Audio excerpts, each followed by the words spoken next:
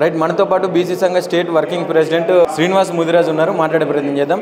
అన్న, ఎట్లా చూస్తారు? ఒక పక్క స్థానిక సంస్థల ఎన్నికలకు హైకోర్టు కూడా తీర్పు ఇవ్వడం జరిగింది. ఒక డెడ్ లైన్ పెట్టి ఖచ్చితంగా పెట్టాలని చెప్తా ఉన్నారు.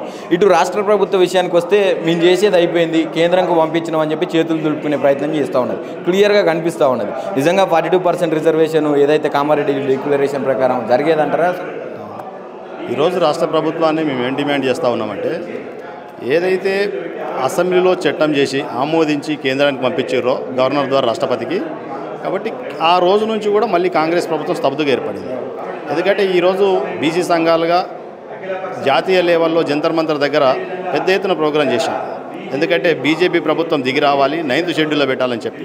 అదే సందర్భంగా ఈరోజు రాష్ట్రంలో అధికారంలో కాంగ్రెస్ పార్టీ ఏదైతే అసెంబ్లీలో చేసినటువంటి చట్టాన్ని కేంద్రం పంపించి మళ్ళీ ఏ పని చేయకుండా సైలెంట్ కూర్చోవడం, మళ్ళీ ఎన్నికలకు పోతామని చెప్పడం ఇది మంచి పద్ధతి కాదు. కాబట్టి వెంటనే ముఖ్యమంత్రి గారు రేవంత్ రెడ్డి ముఖ్యమంత్రి గారు కులగాన చేశారు. మంచి పేరుంది, బీసీలో నమ్మకం ఏర్పడ్డది. అదే సందర్భంగా ఏదైతే అసెంబ్లీలో ఏ మాట ఇచ్చినావో, అన్ని ప్రతిపక్షాలు ఉన్నప్పుడు ఈ తెలంగాణ అసెంబ్లీలో జరిగినటువంటి చట్టాన్ని కేంద్రానికి పంపుతున్నాం.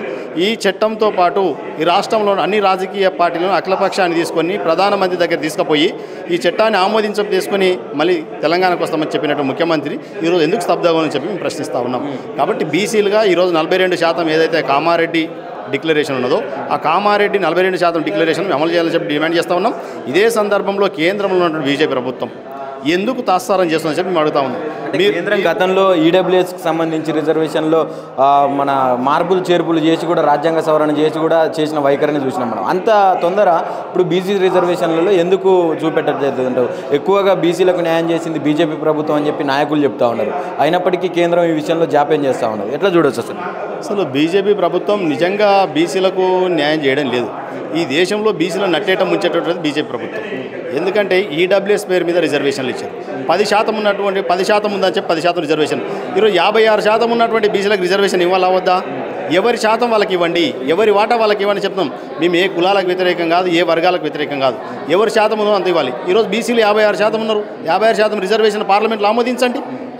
ఎక్కువగా ముస్లిమ్స్ ప్రస్తావన తెస్తూ ఉన్నది కదా కేంద్రం. ముస్లిమ్స్ ఉన్నారు, అందుకే మేము ఇవ్వమని చెప్తా ఉన్నాం. అదొక సాకుతోన బీజేపీ ప్రభుత్వం అదొక సాకు మాత్రమే ముస్లింలను ముందు పెట్టి మేము రిజర్వేషన్లు ఇవ్వండి. ఎందుకంటే ఏమంటారు, ఓ సామెత ఉన్నది, ఆడనమ్మ వద్యల ఆడనీకి రాక అన్నట్టు బీజేపీ ప్రభుత్వం ఆ విధంగా ప్రవర్తిస్తూ ఉన్నది. బీజేపీ ప్రభుత్వం చేయదలుచుకుంటే ఈడబ్ల్యూఎస్ రిజర్వేషన్ను 24 గంటలు ఆమోదించినటువంటి బీజేపీ ప్రభుత్వం ఈరోజు బీసీల చట్టాన్ని ఎందుకు తీసుకురావాలి? తమిళనాడులో ఉన్నటువంటి విధంగా ఏదైతే 9వ షెడ్యూల్ పెట్టి రిజర్వేషన్ అమలు చేస్తూ ఉన్నారో తెలంగాణలో కూడా మేము ఆ విధంగా అడుగుతూ ఉన్నాం. 9th షెడ్యూల్లో చేర్చండి, 42% రిజర్వేషన్లు అమలు చేయాలంటే ఈరోజు కేంద్రం కులగాన చేస్తామన్నారు. కులగాన చేస్తున్నారు, సంతోషిస్తున్నాం, ఆనందం వ్యక్తపరుస్తున్నాం, స్వాగతిస్తున్నాం. కానీ 2 సంవత్సరాల తర్వాత మీరు డేట్ పెట్టిరు, షెడ్యూల్ ఇచ్చారు, కానీ ప్రజలు నమ్మేటువంటి పరిస్థితుల్లో ఉన్నారా బీజేపీని? అందుకే మేము బీజేపీ ప్రభుత్వాన్ని సూటిగా ప్రశ్నిస్తూ ఉన్నాం. బీసీలకు మేలు కోరేటటువంటి విధంగా మీరు చేయాలనుకుంటే తెలంగాణ ప్రభుత్వం ఏదైతే కాంగ్రెస్ ప్రభుత్వం పంపించిందో దాన్ని వెంటనే ఆమోదించి 9th షెడ్యూల్లో చేర్చండి. ఆ రోజు బీసీలు తెలంగాణలో బీజేపీ నమ్మేటువంటి పరిస్థితి ఉంటుంది. కాబట్టి లేకపోతే మాత్రం కేంద్రంపై బీసీలు దండెత్తాల్సిన అవసరం ఏర్పడ్డది.